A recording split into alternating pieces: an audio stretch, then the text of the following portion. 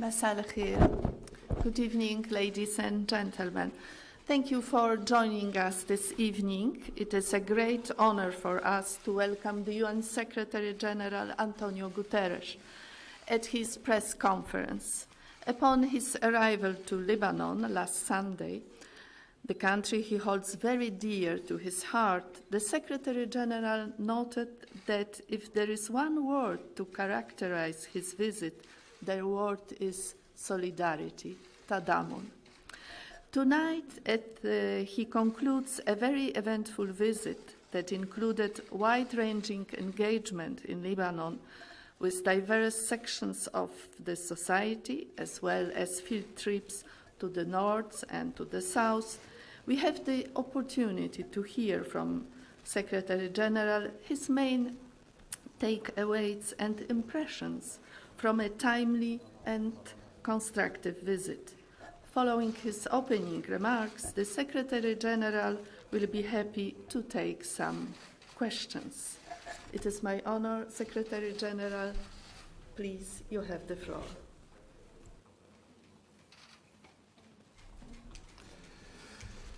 A very good evening to all of you, and thank you very much for your presence, ladies and gentlemen of the media. I thank President Michel Aoun, Speaker of Parliament Nabih Berri, Prime Minister Najib Mikati, the Government of Lebanon, and the Lebanese people for their warm welcome. I'm grateful not only for the possibility to engage with the political and military authorities in important discussions about the future of Lebanon, but also with religious leaders, several groups of representatives of the civil society, women activists, and youth. It has been an honor for me to visit Lebanon once again. But it grieves me to see the people of this beautiful country suffering so much. The people of Lebanon face immense challenges. Yet, despite the strains they endure, the warmth and generosity of the Lebanese people continues to shine. The region and the world remain thankful for Lebanon's generosity in giving refuge to people fleeing violent conflict abroad. And I first witnessed this as High Commissioner for Refugees, and I felt it again these past 2 days in conversations with Lebanese people from all walks of life. I commend Lebanon's spirit of coexistence and tolerance. Ladies and gentlemen, while here, I visited the Beirut port. My thoughts are with the victims of the devastating blast that took the precious lives of more than 200 people, parents, daughters, sons, friends and colleagues from over a dozen countries. The United Nations mourns with you. 2 children of UN staff members were among the youngest victims. The Lebanese people and the families of all the victims deserve answers and justice that can only be met through impartial, thorough, and transparent investigation.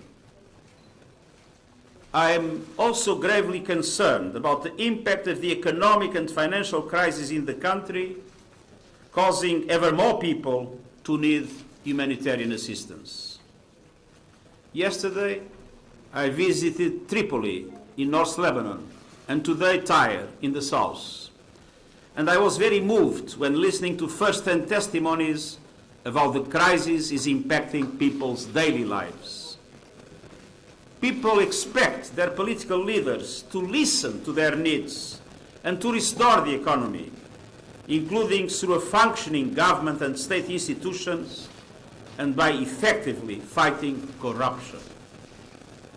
These past 2 days, I have urged Lebanon's political leaders to work to implement reforms that respond to the demands of the Lebanese people for greater welfare, accountability, protection and transparency in order to restore hope for a better future. I've underlined the need to allow for the swift start of the formal negotiations to finalize the agreement with the IMF without further impediments.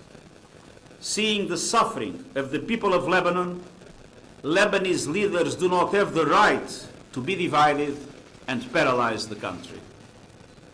All government institutions are measured on results: social protection, access to electricity and water, education and basic health care, good governance, and the protection of human rights. In charting a path towards sustainable society, women and young people have a critical role to play. Their voices must be heard and their proposals seriously considered. Free and fair parliamentary elections held on time in 2022 will be an essential opportunity for the people to make their voices heard. The announcement of the President of the Republic after our meeting that the elections will be held in early May, confirmed in my meetings with the Prime Minister and the President of the Parliament, represents an important guarantee that the Constitution will be respected and the meaningful participation of women will be essential.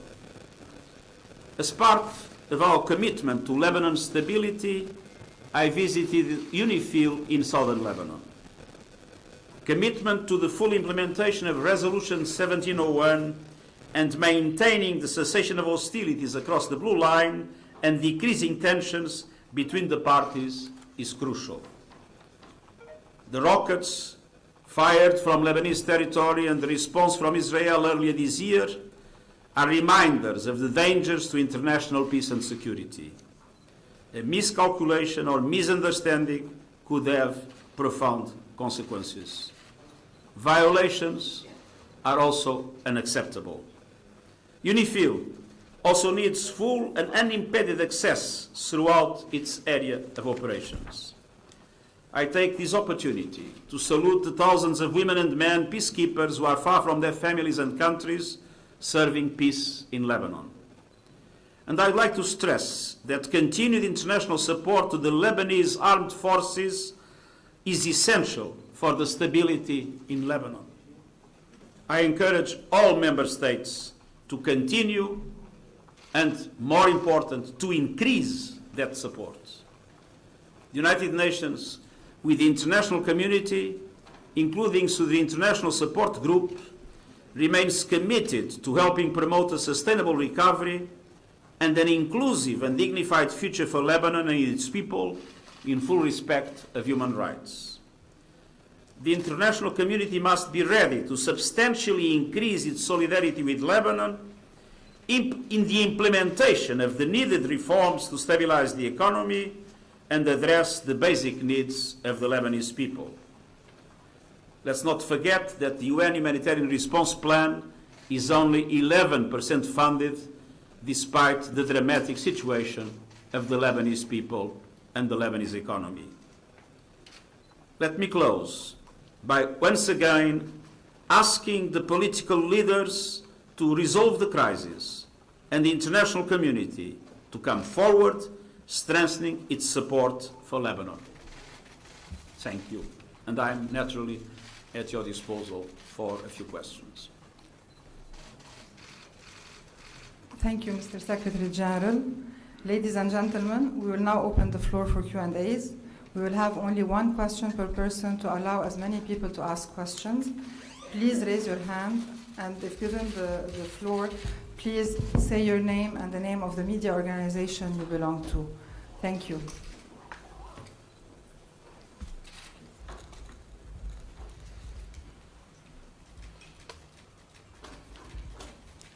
مارلان خليفة، موقع مصدر دبلوماسي. سأطرح سؤالي باللغة العربية.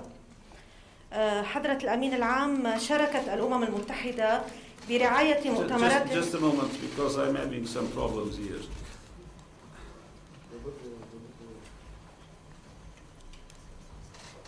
Can you? Okay. حضرة الأمين العام، شاركت الأمم المتحدة.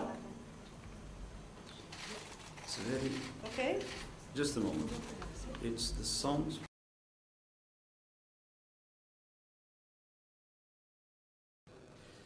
But the international community will probably not, independently of the support that has been provided, will not be responding as we need to respond if they see the country paralyzed and if they do not see a number of clear reforms in relation to the economic and the social and the political life of the country, guaranteeing that the Lebanese institutions are putting the country on the right track, fighting corruption, respecting human rights, and presenting a credible economic recovery plan, in which, of course, the negotiations with the International Monetary Fund are essential.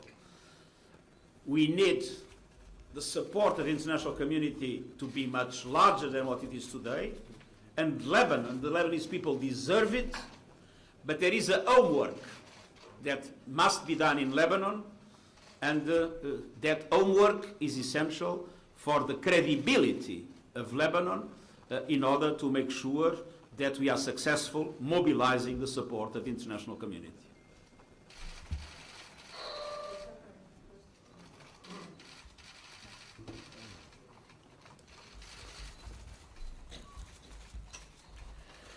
حسين عز الدين قناة العالم الإخبارية. حضرة الأمين العام، طبعا أثنيتم من خلال كلمتكم على أنكم حريصون على أمن وسلامة لبنان، إلا أن ما يعيشه لبنان واقعا هو الخروقات التي يعاني منها من قبل الكيان الإسرائيلي الذي ما زال يحتل جزء كبير من الأراضي اللبنانية، وهو يخرق القرار 1701 الذي طبعا برعايتكم تعملون على تطبيقه وإنفاذه حتى يكون على الأقل مسار آمن بين لبنان وفلسطين المحتلة. هل بإمكان الأمم المتحدة أو أنها تعمل حقيقة على الضغط على الكيان الإسرائيلي لوقف خروقاتها البحرية والبرية والجوية واستعمال الفضاء اللبناني أيضا للاعتداء على دول عربية شقيقة للبنان؟ شكرا.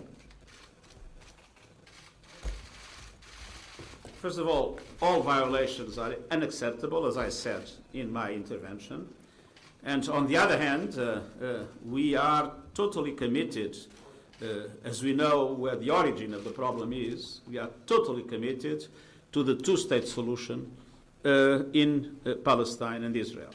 We are totally committed for a Palestinian state created and recognized in line with the resolutions of the General Assembly and the Security Council, and living in peace and security with the State of Israel, and with obviously the guarantee that the integrity of Lebanon will be entirely respected.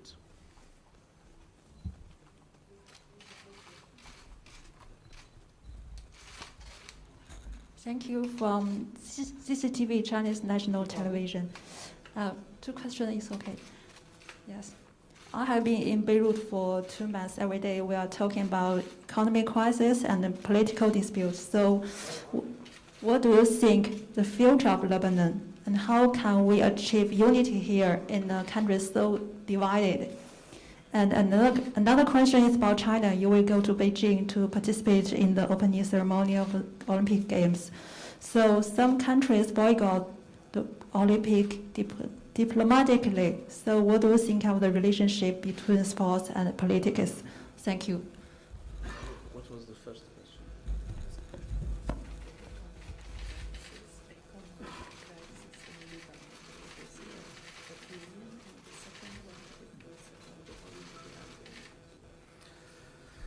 Well, the economic crisis in Lebanon is today extremely deep.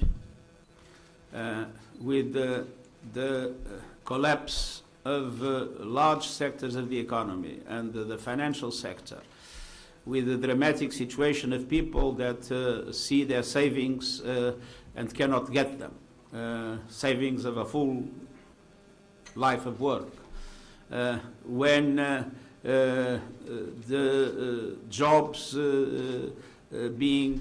disappearing in large numbers, when for the first time, I believe in Lebanon, problems of nutrition existing, we are facing a very, very dramatic situation. That is why it is so important to restart negotiations with the International Monetary Fund, and to establish a credible plan of economic recovery, able to mobilize the support of the international community. But that requires, of course, a political will to do so. Second, I received an invitation of the International Olympic Committee, and I accepted that invitation. Of course, every country will do whatever every country decides. It's not for me to take position in relation to what other countries will do. I'll do what I believe I should do in my position of Secretary General of the United Nations.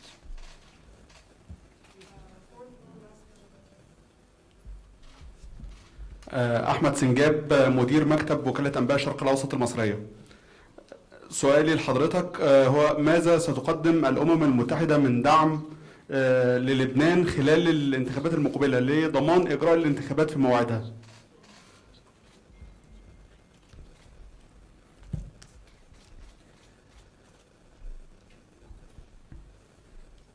First of all, the elections need to be convened, and I got guarantees that it will happen. And the United Nations has the capacity to provide technical support, and that technical support will be provided. Our aim, naturally, is that we will do it in the perspective of the organization of free and fair elections with adequate opportunities, the same for all those that will dispute those elections.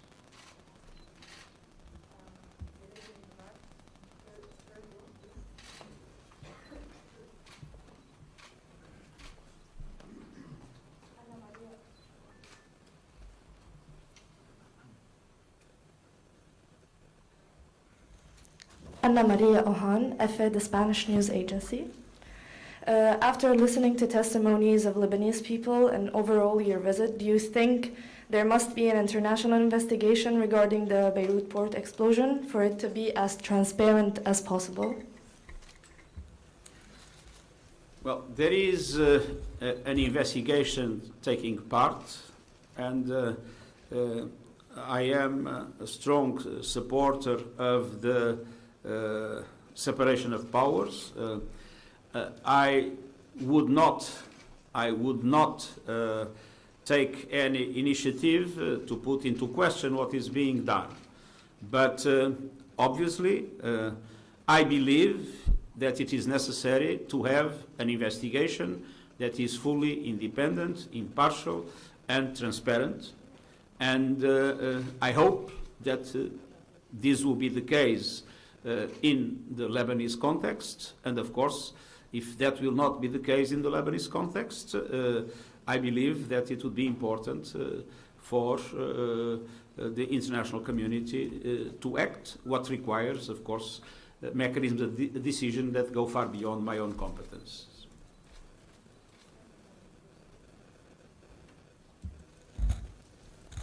حضرة الأمين العام محمد البرجي القاهرة 24.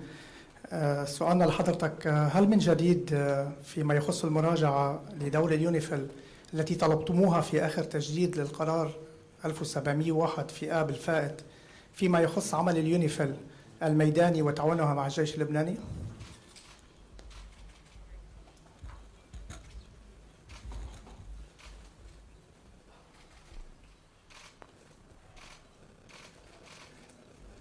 I only believe in reviewing mandates in order to improve them. So if there is any intention to improve the mandates, of course, we'll be very much open to consider it. But I would not be interested in any revision of the mandate to make it worse than what it is today. So our job is not to change our mandate, that belongs to the Security Council. Our job is to act according to our mandate with the impartiality that characterizes the United Nations. And at the same time, in a moment like this, I think the UNIFIL has the duty, and I believe UNIFIL is doing it, to express its solidarity with the Lebanese people and in its area of intervention to support the Lebanese people, and also with the decision that the Security Council has authorized to support with different kinds of fuel, food and medicines and other aspects, the Lebanese armed forces, with which the UNIFIL, as you know, cooperates entirely. The UNIFIL works in close cooperation with the Lebanese armed forces. And that should not be changed.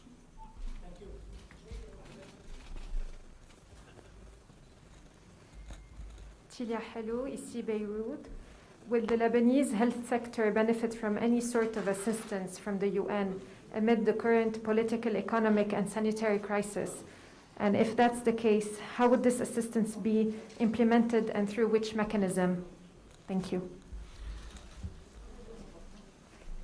The UN has mobilized all its agencies, and especially in the context of the COVID, to fully support Lebanon. And I believe that UNICEF and WHO have been very active in relation to support the vaccination process, in relation to the provision of different equipments, in relation to cooperation with different entities of the civil society involved in this sector, and in providing technical assistance to the official departments that are responsible for health in Lebanon.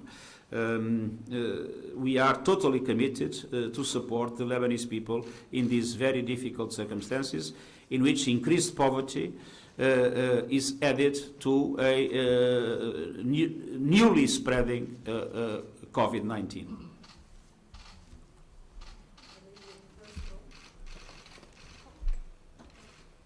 Mariam Saleh, Press TV. First of all, I would like to say that people of Lebanon highly value the pivotal role of the UNIFIL that have been among us, of course, for decades. Another issue is that the economic crisis in Lebanon is partially due to the presence of a very high number of refugees in Lebanon. And a daily question that is on the minds of the Lebanese is that the funding of the Syrian refugees in Lebanon is what is stopping them from going back to their home country. What can you tell us about this? Well, first of all, I am very grateful to the Lebanese people for the way Lebanon has opened its doors, its borders, its hearts to Syrian refugees when so many rich countries in the world have closed theirs. On the other hand, I was, as High Commissioner for Refugees, responsible for the support to Syrian refugees. Now we believe that independently of that support, and let's not forget that Syrian refugees, 90% are in a situation of extreme poverty. Now the emergency response plan of the UN is addressed to the Lebanese people themselves, because the Lebanese people themselves is now having dramatic humanitarian needs. So I don't think that we should in the present moment only consider refugees. I think it's the Lebanese people that is in the center of our concerns. I do not think that it is because of the meager, very meager support that we provide to Syrian refugees in Lebanon that they do not go to Syria. I think it's because the situation in Syria is still far from giving the guarantees that the refugees themselves feel necessary. But of course, any Syrian refugee that wants to go back to Lebanon will be supported by us.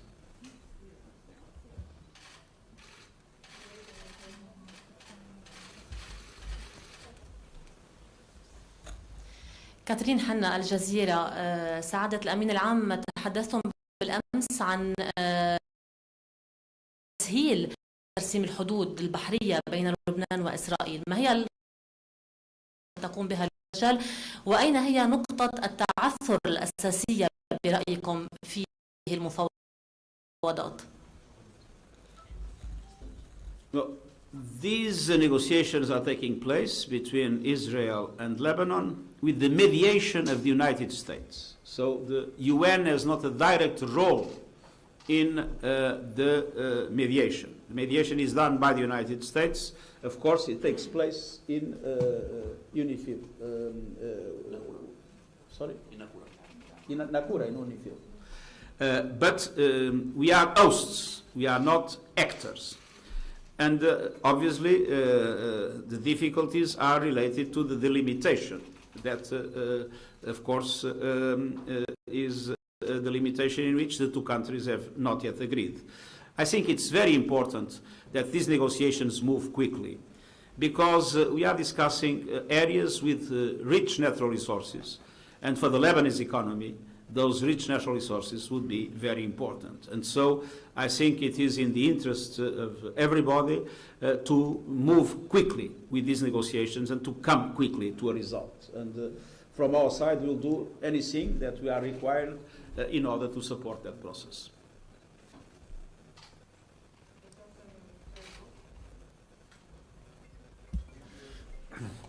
Nabil Abi Saab, Al Arabi TV station. Mr. Secretary General, did you raise the issue of the eastern border of Lebanon in this visit? Did you discuss the situation on the eastern border between Lebanon and Syria? Because as we read in your periodic reports that these borders are not under the control of the Lebanese army in some parts of it. So what do you think about the eastern borders?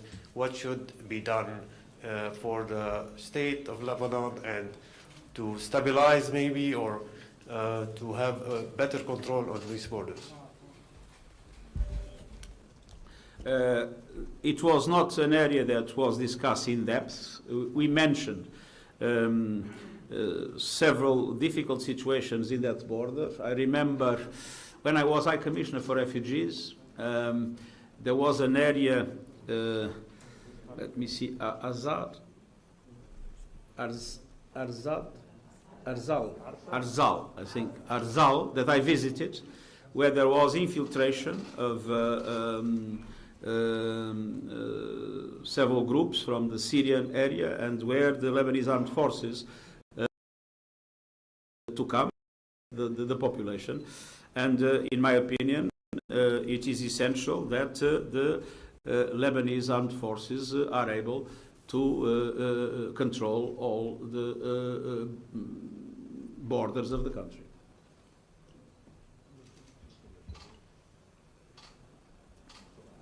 With no further questions, thank you, Mr. Secretary General. Thank you, everyone, for your presence. Merci beaucoup. Shukran. Thank you.